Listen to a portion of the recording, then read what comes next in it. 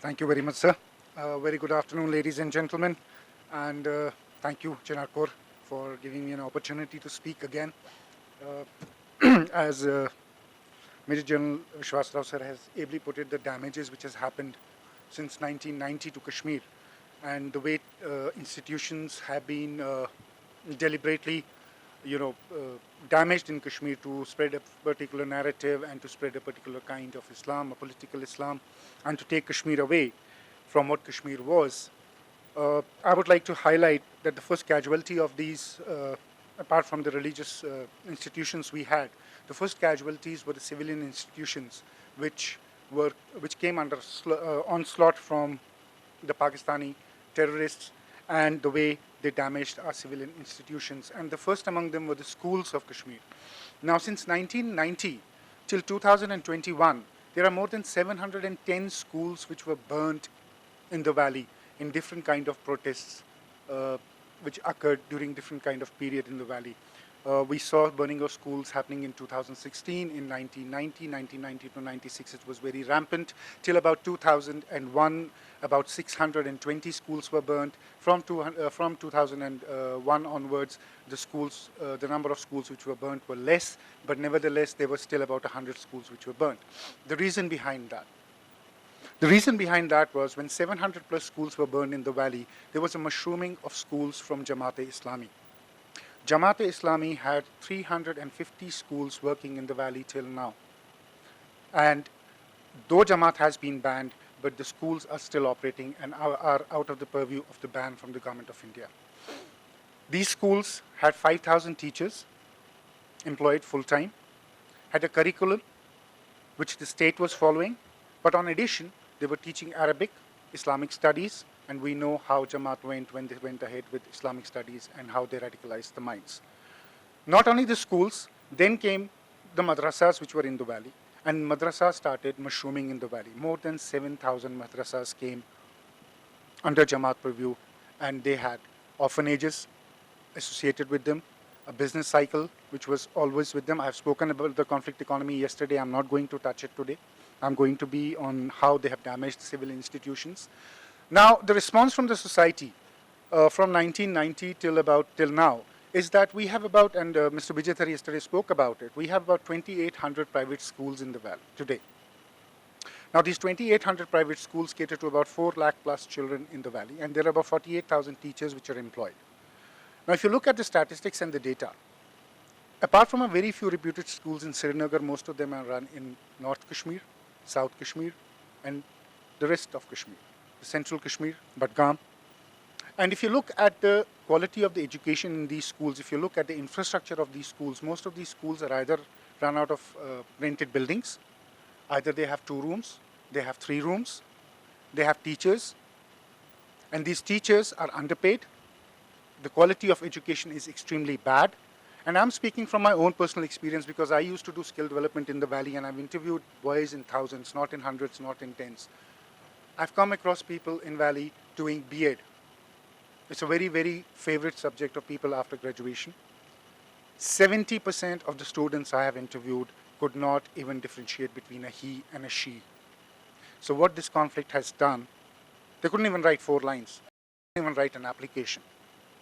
So what this conflict has done, it has given degrees, it has given hopes, but what it has done is, it has given us an army of people who are highly unskilled for today's work to find private jobs. And that is why we have so much of stagnation in the valley, so much of high rise of, like you asked me yesterday, unemployment in the valley, because the real education from the ground has been missing since 1990.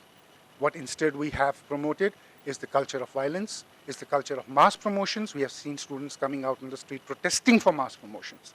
But we have no media, no academia, no civil society has stood up and said, mass promotions are not good for our children. Mass promotions kill competency. Mass promotions cannot be a way forward for education in Jammu and Kashmir. But unfortunately, we have never ever spoken about the core principle, the core pillar of the society, which is education. We have never even given a thought about it. Now, after education, there was another very, I would say, a significant sector which took a hit. That was tourism. Now let me quote something. If we look at the newspapers and we see years 2017, 2015, 2018, or we talk about tourism revival in Kashmir, we'll see a number of about 7 lakh, 8 lakh. I'm not talking about the religious pilgrimage here. If you go through the religious pilgrimage numbers, then the numbers are very, very high. I'm talking about core tourism. People are happy. 5 lakh, 6 lakh, 7 lakh tourists aa raha hai. It's very good. 1988, most of you might not have even been born. The influx of tourism in Valley was 7,50,000 people. The infrastructure then and the infrastructure today. When we talk about tourism in 1988, let me quote a figure to you. The foreign exchange for Kashmir in 1988-89 was 30.56 crores. Just foreign exchange. The total income for the valley through tourism was 347,000. That's a number in crores then. The foreign reserves dipped down to less than 2 crores. The numbers went down to 10,000. In 1990, we only had 6,000 tourists, sorry. And from there on, the numbers were hovering between 6,000 to 10,000 till revival. After the 2003 peace accord, we saw revival of tourism happening in Kashmir, mostly on LTCs, because most of the embassies still have a advisory for the citizens against visiting Kashmir. The numbers had not gone up beyond 7 lakh. From 1990 till 2000, 40% of the hoteliers looked for alternate incomes. 60% of the houseboat owners were compelled to do some other business. But the question is, if that is what happened, then what is what we are seeing in Kashmir today? The square kilometer area of Dal was 22 kilometers.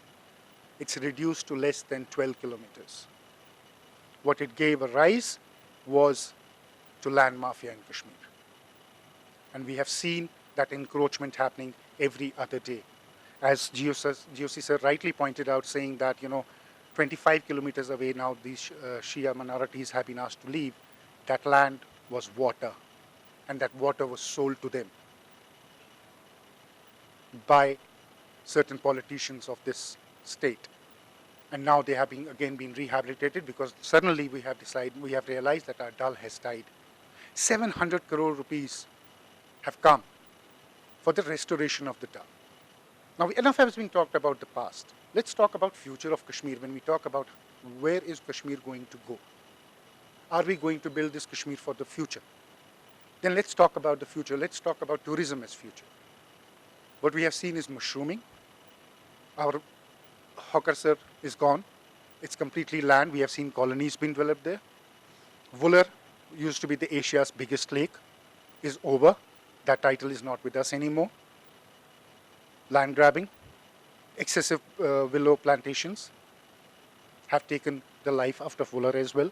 Dal is stinking, is dying. Everybody knows it.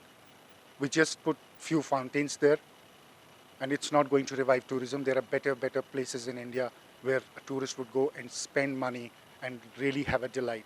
Kashmir as tourism place is dying. If you go to Pahalgam, it's a concrete jungle. I feel sorry when I go to Pahalgam. I really, really feel sorry. I don't know how the state allowed that to happen. But more than the state, I don't know how people whose livelihoods depended on the same tourism allowed their own livelihood to be murdered by their own hands. 8,000 square miles of the area was forested in Kashmir. Only 30% is remaining. Now the onus is on the government every time. No, the onus is on the civil society, the onus is on the media sitting here. We have seen media reporting from 1999. Pick up any paper and all you will see is either human rights violations, either incidents happening in the valley. Nobody talks about the other important aspects which are happening in the valley. Nobody talks about why Dal has shrunk so much. Nobody talks about the accountability of departments where 700, 800, 900 crore rupees have come for the restoration. Still they think the money has been sucked by the Dal. We could have created another beautiful artificial lake with that kind of money, much bigger. But unfortunately, that is not happening. So if you look at the figures which have happened, and if you look at the damage we have done, we have to think about how we need to take the future in forward. And education and tourism are two really main important pillars of this society. They always have been. Kashmir has thrived on these two things. Mr. Vijaydhar was yesterday mentioning that you'll find a Kashmiri in every nook and corner of the world. True. But how many Kashmiris? And how many Kashmiris have the avenue to go to the nook and corner of the world for higher education or to make a career for themselves? Where are most of the Kashmiris? In schools, in colleges, looking at career opportunities, finding none. And why are they not finding none? Because if you look at the education, the subversion of education which has happened in this conflict, you will understand and you'll get your answers. That is what this conflict has done to education and to tourism. Most of the taxi drivers, even in protests we have seen, 2016, if you look at the data, if you look at Anchar, if you look at Anchar Lake, if you look at the, Lokut Dal, the small one inside, if you look at all these data, look when the protests happened and what happened. The moment protests in Srinagar happened, the moment protests in other parts of the valley happened, illegal constructions went on a rise. The trucks were allowed to move at night. There was no government because the government was dealing with the security scenario, and we were stabbing our own dal. We were murdering our own land. For what? For a few pieces of land which we could sell at exorbitant rates. The whole real estate in India is on a low right now. After COVID, it has dropped. In Kashmir, the rates are extremely high. We have never wondered why that has happened. Because there is no land left. And why is there no land left? Because all are illegally occupied. The government lands, the wetlands, everything is occupied illegally and sold on exorbitant rates. And this cycle of conflict economy keeps going on. And when you sell these lands, you build the same hotels on these lands, big hotels, zero infrastructure. A friend of mine was here last year.